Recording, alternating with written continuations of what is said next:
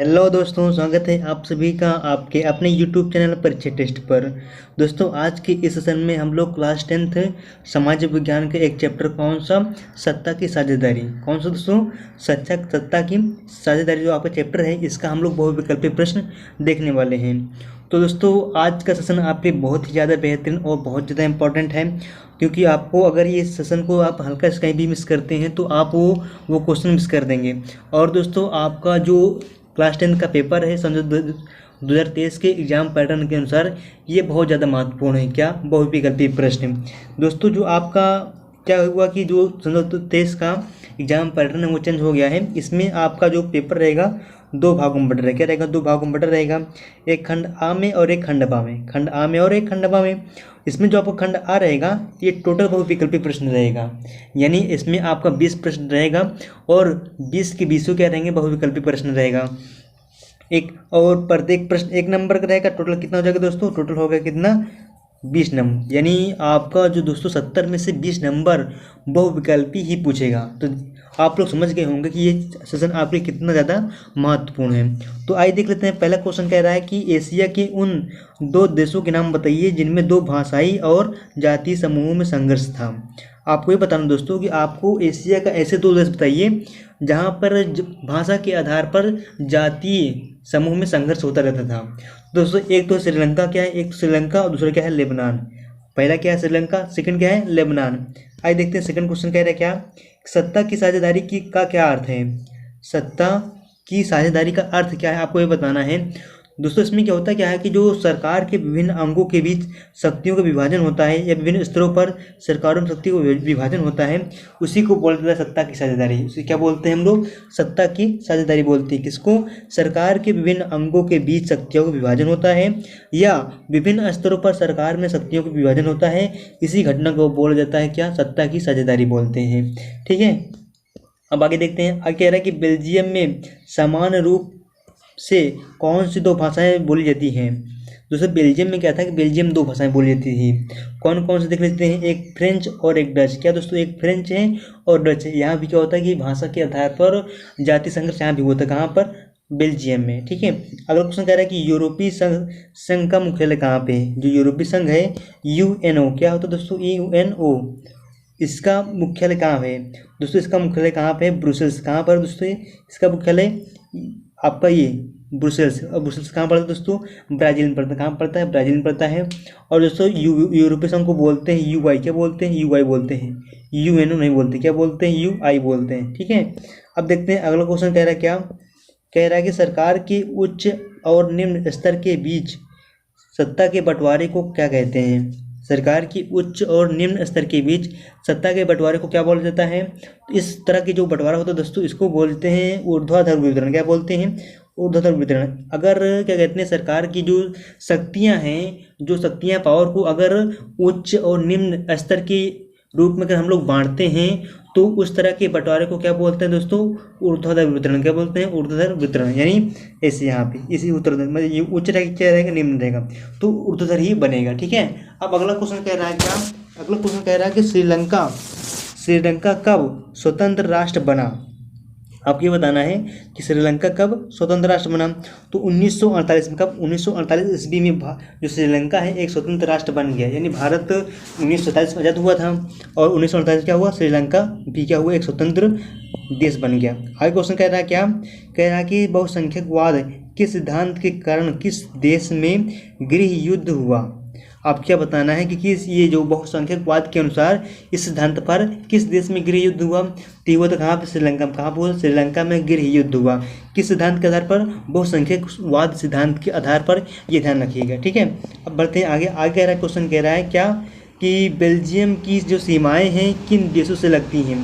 जो बेल्जियम की सीमाएँ हैं किस देशों से लगती हैं आपको ये बताना है। तो देख लीजिए, फ्रांस, नीदरलैंड, जर्मनी और लग्जमबर्ग। क्या है? लग्जमबर्ग। जो बेल्जियम की सीमा दोस्तों किस देश से लगती हैं? फ्रांस से लगती है और नीदरलैंड से लगती है, जर्मनी से लगती है और लग्जमबर्ग देश से लगती हैं। अब ये दोस्तों क्वेश्चन बहुत ही इंपॉर्टेंट है, आप इसको ध्यान रखिएगा। अगला कह रहा है कि अगला क्वेश्चन है कि सत्ता की साझेदारी, क्या सत्ता के क्षैतिज वितरण से क्या तात्पर्य है। अभी हम लोग कुछ ऊर्ध्वाधर वितरण पढ़े थे ना, जिसमें उच्च और निम्न के आधार पर शक्ति को बंटवारा किया गया था। अब यहाँ पे कह रहा है कि आपको बताना है कि सत्ता क्षैतिज यानी पड़े पड़े रेखाओं की बात कर रहा है यहाँ पे। तो क्या तात्पर्य यहाँ पे, तो देख लीजिए यहाँ पे आपका हो जाएगा कार्यपालिका है, व्यवस्थापिका है और न्यायपालिका के बीच सत्ता का बंटवारा है। यानी अगर हम क्षैतिज की बात करते हैं, इसमें सभी जो क्षैतिज होता है, क्षैतिज में जैसे कि क्षैतिज है, इसमें जो जो भी संस्थाएं इसमें शामिल रहेंगी सभी शक्तियों का रंग समान रहेगा। यहाँ देखिए कार्यपालिका, यहाँ पे व्यवस्थापिका, यहाँ क्या रहेगा न्यायपालिका। इस तरह के बंटवारे क्या बोलते हैं, इस तरह के बंटवारे को बोला जाता है क्या, क्षैतिज वितरण। क्या बोलते हैं, क्षैतिज वितरण बोलते हैं। अब बढ़ते हैं आगे, क्वेश्चन कह रहा है क्या कि बेल्जियम में किस जाति समूह की सबसे अधिक आबादी है। यानी आपको ये बताना है कि जो बेल्जियम है, बेल्जियम में किस जाति की समूह की सबसे अधिक आबादी है। तो दोस्तों कौन से, फ्लेमिश। क्या है, फ्लेमिश। और दोस्तों बेल्जियम में 2 भाषा बोली जाती हैं, एक डच और फ्रेंच, और एक डच और एक फ्रेंच। तो यहाँ पे किस जाति की सबसे अधिकता है, यहाँ पे कौन सा दोस्तों, फ्लेमिश है। ठीक है। आगे क्वेश्चन कह रहा है कि श्रीलंका की आबादी में सबसे बड़ा हिस्सा प्रमुख सामाजिक समूह है का है। यानी जो दोस्तों यहाँ पे श्रीलंका में सबसे अधिक आबादी किस चीज़ की है, तो वहाँ पे कौन दोस्तों, सिंहली समूह। क्या है, सिंहली समूह। वहाँ पे दोस्तों श्रीलंका में 2 समूह पाए जाते हैं, एक सिंहली समूह पाया जाता है और एक श्रीलंकाई तमिल पाए जाते हैं। क्या पाए जाते हैं, एक सॉरी यहाँ पे दोस्तों ये क्या होता है कि जो श्रीलंका एक सिंहली पाए जाते हैं और दूसरी पाए जाते हैं भारतीय तमिल पाए जाते हैं। क्या पाए जाते हैं, भारतीय तमिल पाए जाते हैं। तो इन्हीं 2 लोगों के बीच क्या होता है, भाषाई संघर्ष होता है। तो लेकिन वहाँ पे सबसे अधिक क्या पाए जाते हैं, वहाँ पाए जाते हैं सिंहली। क्या पाए जाते हैं, सिंहली समूह अधिक पाए जाते हैं। कहाँ पे, श्रीलंका में। आगे क्वेश्चन कह रहा है कि बेल्जियम की जनसंख्या कितनी है, आपके बताना है। दोस्तों ये ज़्यादा इंपॉर्टेंट नहीं है, तब पर भी देख लीजिए। कह रहा है कि बेल्जियम की जनसंख्या कितनी है, तो ये कितनी दोस्तों, 1 करोड़। कितनी है, 1 करोड़। ये ध्यान रख लीजिएगा कि ये जो बेल्जियम की जनसंख्या कितनी है, 1 करोड़। आगे क्वेश्चन कह रहा है कि श्रीलंका में कौन से जाति समूह के लोग रहते हैं। श्रीलंका में आपको ये बताना है कि कौन से जाति समूह के लोग रहते हैं, यहाँ पे आपको ये ध्यान रखना है। तो यहाँ पे दोस्तों आपका यहाँ पहला ऑप्शन क्या है कि सिंहली जाति समूह 74% है और तमिल जाति समूह 18% है और कुछ 7% तक क्या दोस्तों ईसाई है। इस तरह मतलब दोस्तों आपका तीनों सही है। यानी यहाँ पे सिंहली समूह पाए जाते हैं 74% में पाए जाते हैं और तमिल पाए जाते हैं 18% में और ईसाई पाए जाते हैं कितने, 7% में। तो आपका उपरोक्त क्या हो जाएगा, सही आपका आंसर हो जाएगा। ठीक है, आगे बढ़ते हैं। नेक्स्ट क्वेश्चन कह रहा है हमारा क्या है कि श्रीलंका में लोकतांत्रिक रूप से निर्वाचित सरकार ने सिंहली समुदाय की प्रभुत्व काम करने के लिए कौन से कदम उठाए हैं। यानी वहाँ पर दोस्तों अगर मान लो किसी देश में जिस जाति की संख्या ज़्यादा रहेगी तो वहाँ पे क्या होता है कि वो समूह अपना क्या करता है, वर्चस्व बनाए रखने का तरीका ढूंढता रहता है ना। तो वहाँ पे जो श्रीलंका है, श्रीलंका में जो लोकतांत्रिक रूप से जो सरकार निर्वाचित की गई, तो वहाँ पे सबसे अधिकतर किसके पाई गई दोस्तों, सिंहली समूह। किसकी पाई गई, सिंहली समूह की। तो सिंहली समूह ने अपनी जो प्रभुत्ता है, अपनी सत्ता को कैसे कायम रखने कौन सा कदम उठाया, तो दोस्तों कौन सा, बहुसंख्यकवाद। ये बात दोस्तों सही है कि जिस देश में जिन लोगों की संख्या अधिक रहेगी वहाँ पे क्या होता है कि वहाँ का वही लोग मुखिया बनते हैं, है ना, उस देश का वही मुखिया बनता है। तो श्रीलंका ने भी यही क्या काम किया, वहाँ पे कौन सी सरकार निकाल दिया, बहुसंख्यकवाद सरकार का फायदा उठाया। अब देखते हैं अगला क्वेश्चन कह रहा है क्या कि 1970 से 1993 के बीच बेल्जियम के संविधान में कितनी बार संशोधन किए गए। आपको ये बताना है क्या कि अगर 1970 से 1993 तक बात करते हैं, कहाँ तक, 1970 से अगर 1993 ईस्वी के बीच तक बात करते हैं तो बेल्जियम के जो संविधान दोस्तों इसमें कितनी बार संशोधन हुआ आपको ये बताना है। तो देख लीजिए कितनी बार हुआ दोस्तों, 4 बार। कितनी बार हुआ है, हम देख लीजिए 4 बार संशोधन हुआ, यानी आपका ए नंबर सही हो जाएगा। चलिए आगे बढ़ते हैं। आगे क्वेश्चन कह रहा है कि सत्ता में साझेदारी का अच्छा उदाहरण प्रस्तुत करने वाला शब्द कौन सा है। यानी अगर सत्ता में साझेदारी का अगर हमको अच्छा उदाहरण देना है तो ये उदाहरण हम किस देश को लेकर कह सकते हैं दोस्तों, कौन सा दोस्तों, बेल्जियम। क्या है, बेल्जियम की राजधानी दोस्तों क्या बताया हमें, ब्रुसेल्स। क्या होता है, ब्रुसेल्स में क्या है, यूवाई यानी यूरोपीय संघ का क्या है, हेडक्वार्टर है। ठीक है, कहाँ पे, ब्रुसेल्स कहाँ पड़ेगा, बेल्जियम पड़ेगा।